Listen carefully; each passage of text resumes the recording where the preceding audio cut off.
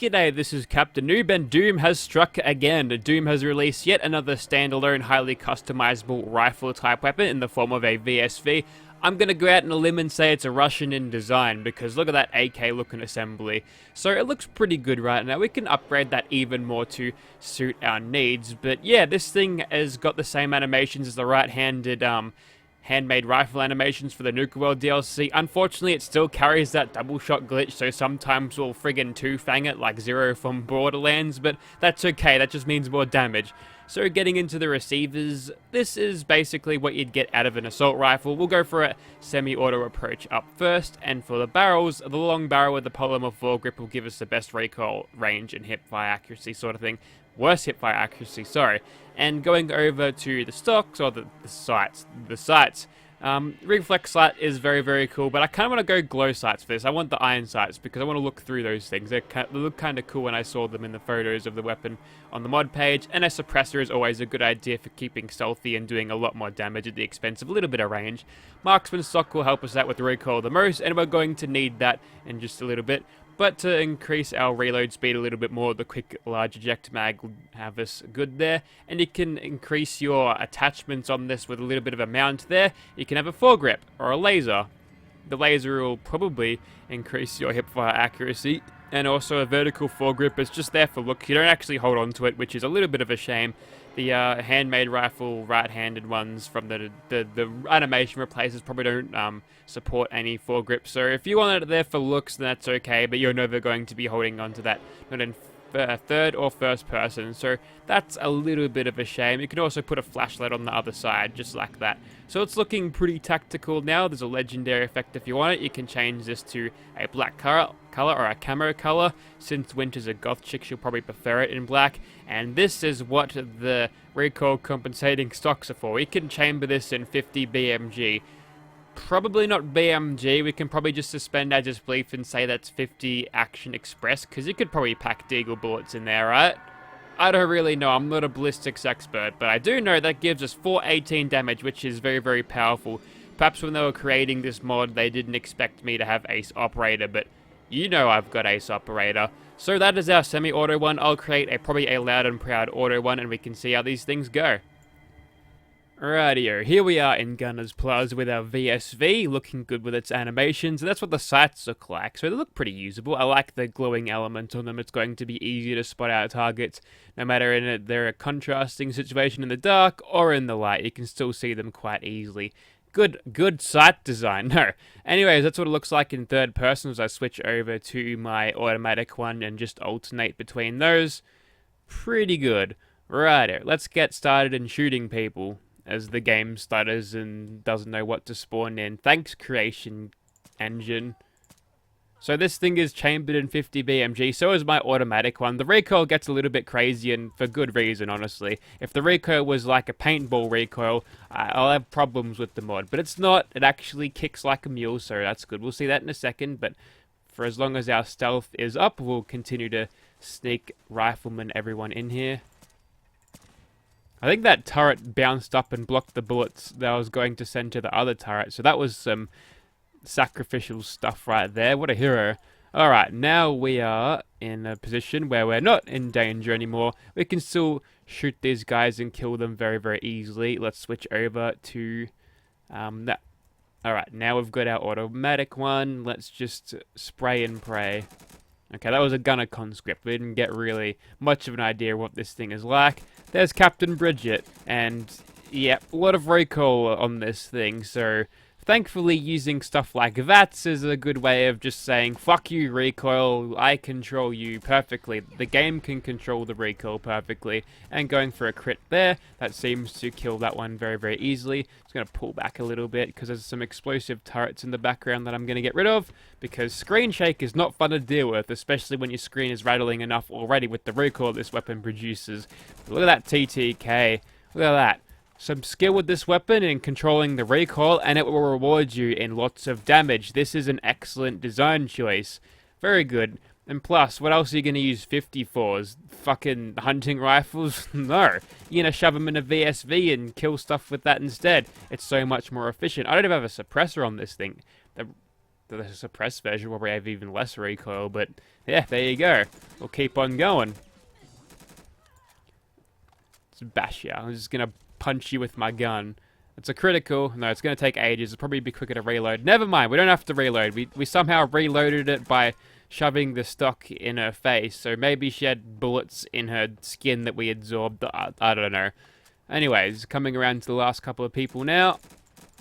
If you microburst this thing at range, you can actually control that recoil better, but the only way to win automatic weapons is to hold down the trigger as soon as you've got your targets in sight, and just never letting go. They lined up pretty well then. I couldn't have asked for a better enemy behavior there. And yeah, we ain't staggered by those things anymore. I've actually put pneumatic bits, or a pneumatic chest piece on my person, so now those stupid turrets can't stagger us in third person, and it's great. A little bit too late for nerd rage, Winter. This is not the time for getting angry. The time for annoyance probably comes never for this gun, because it's an absolute pleasure to use. Great work, team. We've done it again. Also, our vision's gone. We're just blind with rage at the moment. As she's smiling. I'm getting conflicting messages here, Winter.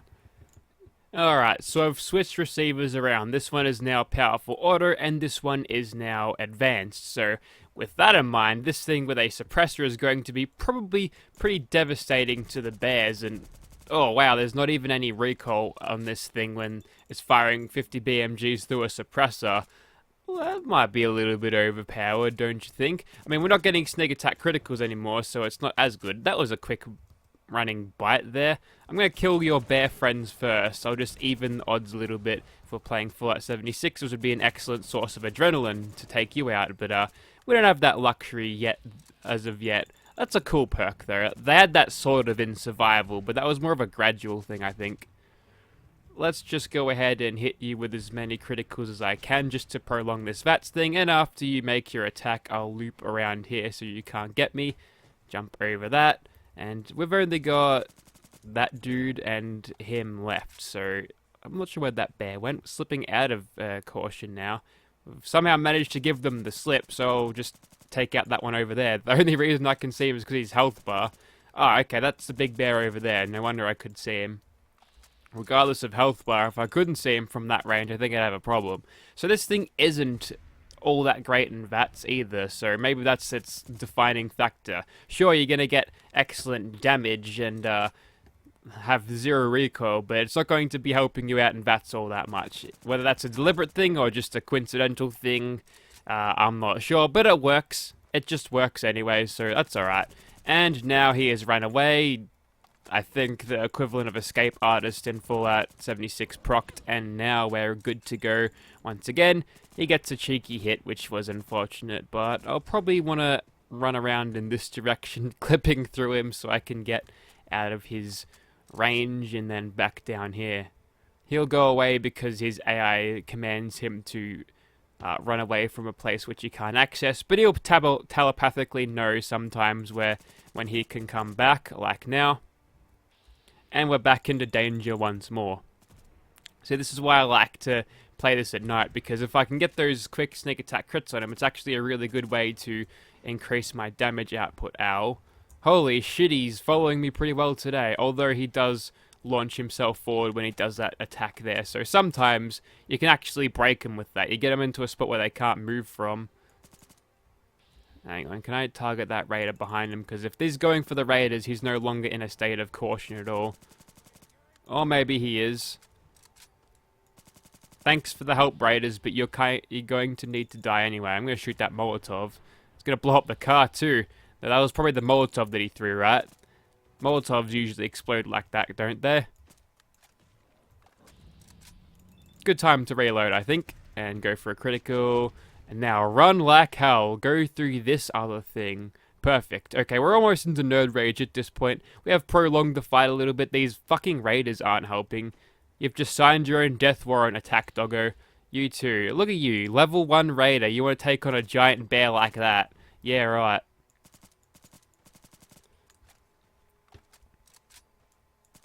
There we go. Got him. Got him. Now the only one left should be this bear, so we've got a full AP bar, and back into caution, and that is it.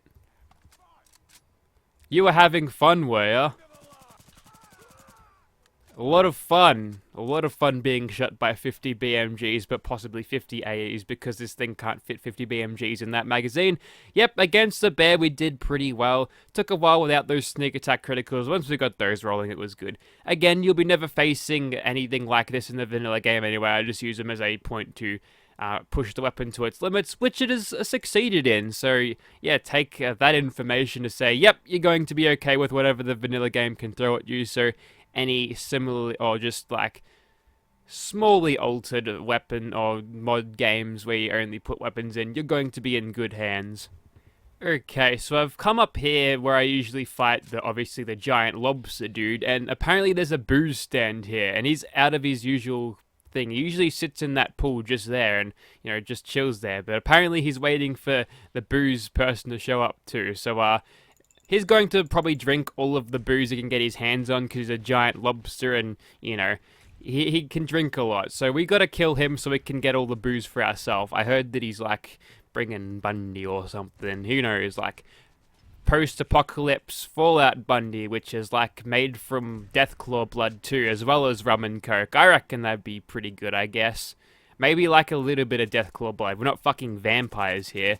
But now we are in danger. This guy is susceptible to being staggered. So with that in mind, we might be able to just keep him at bay just by hosing him down and popping the reloads and hopefully getting all the shots we can on him.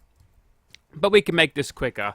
We'll just use the bar to our advantage here and hopefully not get spat on because he does a lot of damage when he spits.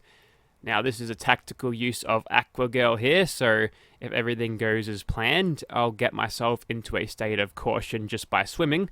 And with that, we'll be able to get ourselves more damage. I think I just saw him run into a tire, like a physics object, and hurt himself there, which is odd. Okay, we're definitely back into danger now. Wow, monsters are more perceptive in this game, aren't they? Let's just give him the slip by swimming directly under him. For some reason, the crabs, they sort of walk underwater. You can't really see because there's a massive blur on, but they do walk underwater. It's really quite odd.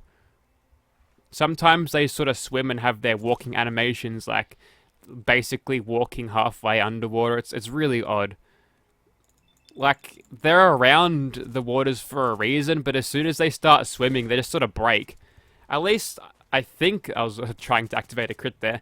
At least the Mirelurks in Fallout New Vegas, the Mirelurk King dudes, or the Swamp Lurks, had swimming animations. Granted, they couldn't do anything. They just swam next to you and sort of looked at you. But at least they swam instead of just walked underwater like some sort of crabby messiah. But there you go, and friggin' killed him. Rest in peace, wanting to be drunken lobster man. Anyways, so I think you get the point of this weapon. Or maybe the random encounter person fucking died by the lobster. The corpse isn't around, so they must have been devoured. So we don't get our Bundys or any booze after all, which is kind of sad. But if you'd like to see the VSV in your game, check out the link in the description. It'll be down there. It's Doom, so generally he releases console versions of his mods, so I'll be on the lookout for that. If I find it, I'll link that in the description too. Thank you for watching, guys.